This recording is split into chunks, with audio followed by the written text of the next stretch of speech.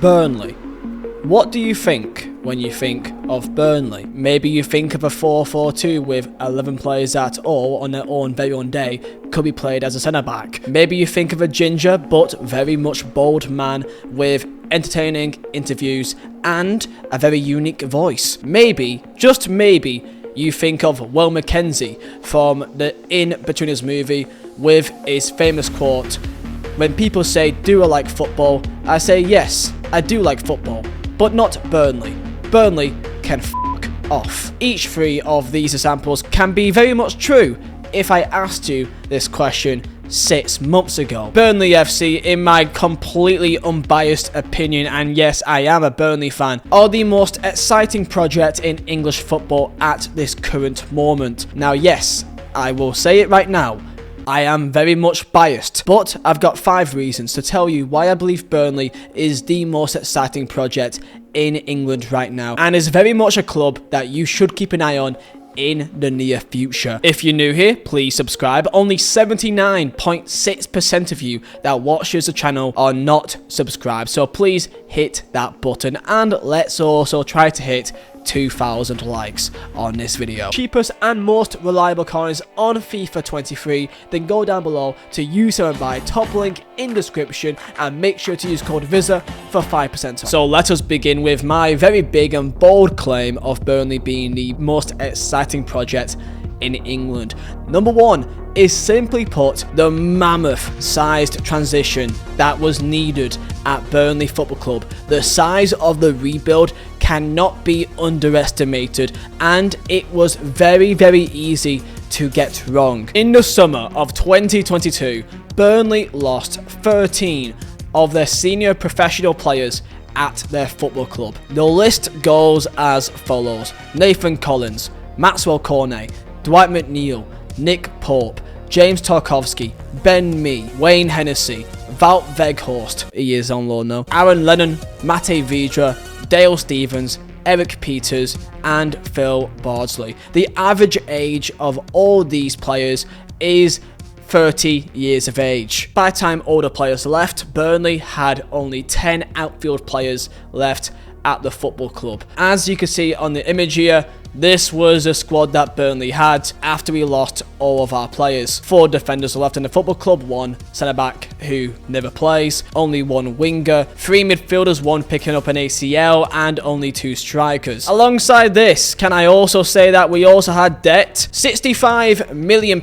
worth of debt, to be more exact, which is due to the leverage buyout of the brand new ownership of Burnley Football Club by ALK, led by the man Alan Pace. So by July, Burnley was relegated, had no manager, had £65 million of debt in a squad which only had 10 outfield players left. It is very easy to imagine a world where Burnley completely collapses and could fall down to the depths and potentially struggle yet again and maybe have a relegation battle in the Championship. This was a narrative that publications like The Guardian, like the Daily Mail, like ESPN, like The Mirror, BBC, all of these went by the same story of how much debt we are in and that we could face financial chaos. You've got to think to yourself the gravity of the situation that was at Burnley, so it's very easy with hindsight to look at where we are now and think that, oh, it's obvious that they'll do this well because we are a Premier League club for the last 7 years, and oh, we've got parachute payments. I want to get this down to an absolute basic level right now. The gravity of the challenge that was held at Burnley by the board and by Vincent Kompany cannot be underestimated. The narrative that I'm hearing by opposition fans, mainly by fans of clubs who sadly have not got parachute payments, and I understand why there could be a hint of jealousy and annoyance because it is a common trend that teams that come down have money to spend, they spend the money and achieve well in the league, and I completely get that. With the 13 players leaving the club, including the main chunk of the staff team, Burnley brought in £65 million in that window, plus also freeing up a mammoth amount of wages, going up to potentially £250,000 a week out of their wage budget. They simply had to convince a manager to come to the club, and this is when we lead to the main character in our story, Vincent Kompany. Vincent Kompany, you've definitely heard of him, a very well-known figure in the world of football, but as a player and not as a manager. Winning it all, bar the Champions League, sorry, City fans, at Manchester City. Near the end of his career, going back to Belgium, his hometown club in Brussels with Anderlecht, and joined them as a player manager. Anderlecht was 8th place when he joined them, and they were going through a fair bit of financial trouble, and they were slowly slipping in the world of Belgian football. Kompany, in his 2 seasons in charge at Anderlecht, took them from that 8th place to 4th place, and then a 3rd place, including a cup final, sadly losing on penalties. His points per game at Anderlecht over the course of 90 matches was 1.70 points per game, a relatively respectable number. However, people kept doubts because they would expect him to do better at a club the size of Anderlecht. At the end of the 21-22 season, it became obvious that he had interest overseas, especially in Germany. Borussia Mönchengladbach was one of those teams that had a large interest in Vincent Kompany, and due to Burnley Football Club being relegated, it did look very unlikely that Kompany would take the drop to the Championship while he had options in the top level of European football. Vincent Kompany clearly saw a vision at Burnley, seeing a project which he was promised by the board that he had the funds to mould this club as his very own. They got given the keys and the trust almost immediately. Now, of course, looking back on this, you could see how this could be seen as quite a fateful error, giving a manager who has zero experience managing in England the keys to the city almost, and moulding a football club in his own image in many other scenarios could be seen as a ill error. The questions was asked for Vincent Kompany, all the publications going into the debt, but Vincent Kompany clearly had plans in place for his next step in his managerial career, and he got to work very fast at Burnley. In the upcoming transfer window, Burnley brought in 16 new players with a very specific transfer policy. What is that policy, you say? They've got to be young. Every single player in that window was no younger than 25, the main majority being in their 22 years of age and 21s. Vincent Kompany clearly saw some talent in the Belgium league as he was manager over there, and brought in 3 top talents from that league in Josh Cullen, Anas Aruri and Manuel Benson. Josh Cullen from Anderlecht himself being a massive part of his system, with Zaruri and Manuel Benson being tricky wingers with a bit of potential to them. He also made the most out of his links at the top clubs in England, of course, Chelsea, Manchester City and also Southampton, bringing in loans like the likes of Taylor Howard-Bellis, Ian Matson, Jordan Bayer, Nathan Teller and Halil Dervishoglu. Including that also some top rated talents from the league below them, like League One, with of course Scott Twine and Luke McNally. You bring in a Man City Academy goalkeeper who is important to your play style in Aaron Muric, bring in some depth in Chulinov, Fatinho, Bastian, CJ Egan-Riley and Dennis Franchi from PSG, and you've got yourself a squad back and healthy again. In that window, Burnley brought in £65 million worth of players and brought in around 22 million, meaning they had a net spend of minus 43 million pounds. So with the money they brought in, they were able to back Kompany in the market, and alongside that also half their debt of 65 million down to 32.7 million. Burnley throughout the summer made 3 payments at MSD of £50 million, £5 million and £12.3 million. With their debt halved and a brand new squad brought in for Vincent Kompany, the job now lies with Vincent Kompany to get his job done. When you think of tactics at Burnley, you may very well think of 4-4-2, long ball, hit house, get it in your face and scoring off set pieces, with a very resolute defence and a very basic attack, relying on crosses in the box, some technically decent fullbacks and wingers to the big men up top who can hold up the ball or score a nice header. Now, as a Burnley fan, I would like to add that we were much more of a pressing side than what a lot of people would like to give us credit for. However, I cannot deny that at times we did almost, how should I say it, underestimate ourselves in how good we actually can be technically. When Vincent Kompany joined, he had only a shy of a month to get his squad in working order before their first game of the season away at Huddersfield. The day came, Huddersfield versus Burnley, and the stats goes as follows: 69% possession for Burnley, 16 shots for Burnley to Huddersfield's 2 shots. From a Burnley perspective, all I can say is that the football that I saw that night will stay with me for a lifetime. The happiness that I got from seeing Burnley pass out from the back, starting from the back with their goalkeeper, having confidence of trusting each other and making risky passes, playing free-flowing football with tricky wingers that were able to take a man on. I cannot describe the pleasure that I had watching Burnley this night, and the way that we started was only a sign of things to come. The tactics for Burnley out of possession looks like a 4-4-2 with Josh Cullen, who acts like a number 10, really acts like another pressing forward that he goes alongside usual Jay Rodriguez to press the defensive line, with the wingers, if it's Teller or Saruri or Benson and Gudmundsson, presses at the wings, with Jack Cook and Josh Cullen pushing up as well. I can only describe it as a 3-1-4-2, with Ian Matson, Burnley's left back, pushing up the pitch, acting like another winger on the left hand side, with Jordan Bayer, Howard Bellis and Connor Roberts stays back to act like a back three, with Roberts having a lot of free roaming space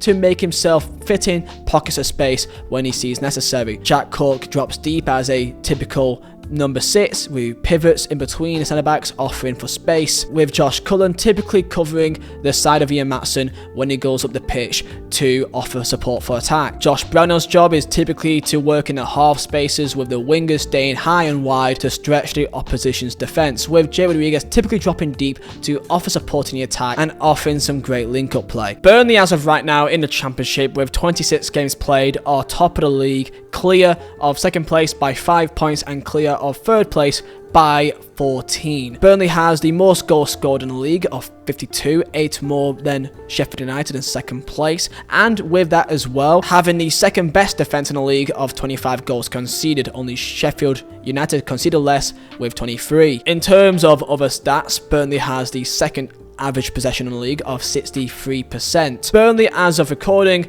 has won 10 of their last 11 league games, with goals being spread across the entire pitch, goals coming across from all their attacking areas. Jay Rodriguez with 9, Nathan Teller with 8, Benson with 7, Zaruri with 5, Branho with 5. The balance of this Burnley team is immense, as there's always an opportunity for one player to make it their day. If one player is not completely on it, then usually the next player will be. Unlike other teams in the Championship who may be too overly reliant on one player if they don't perform, Burnley has multiple players that at any time can create a moment of magic. Now at this stage, this video has become quite long, and I think it is important to really share to you the style of football that Burnley are playing, and I can't really describe it to you completely with stats. The only best way to describe it is when you watch them on the pitch. Burnley passing out from the back starts all the way back to the goalkeeper, who in my opinion is one of the best passers in the team, and he's a goalkeeper. It's absolutely nuts. Coming through Manchester City's academy alongside Taylor Howard Bellis makes it so that they ease into the new way of modern football, passing out from the back and having trust of each other, with Jack Cook acting as a pivot to make the ball keep moving forward. This doesn't mean, however, that they are reliant in this one system. Of course, if they do need to go along,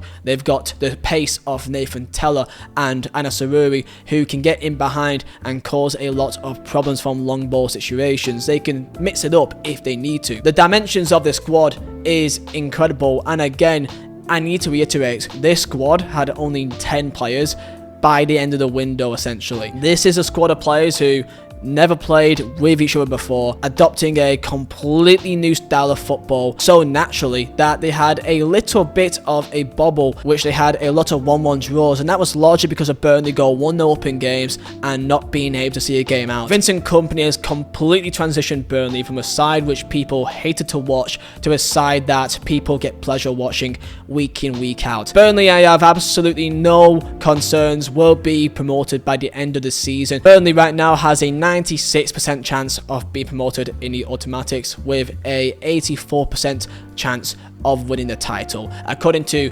supercomputers or the like, if you believe that. Burnley as of right now looks like they may have promotion already settled, but of course there's still a long way to go, but it's looking like the future could be looking promising. The main chunk of players that came to Burnley were all thanks to Vincent Kompany. In the interviews, going in depth in terms of the depths that Vincent Kompany would go to bring them to the club and to convince them to trust him with their career and to come to Burnley. If Burnley gets promoted, the summer transfer window next year could be the window of a lifetime, with Burnley becoming a very exciting prospect for many players. Vincent Kompany, with his name and his style of football, will be able to bring in a lot of players from all over Europe and maybe even the world to Burnley, a club completely reborn with a modern thinking board who renovates and improves the facilities of the club. Just have a look at the stadium. The refresh that it has had in the last 2 to 3 years has been astronomical. Alan Pace, the current chairman, goes to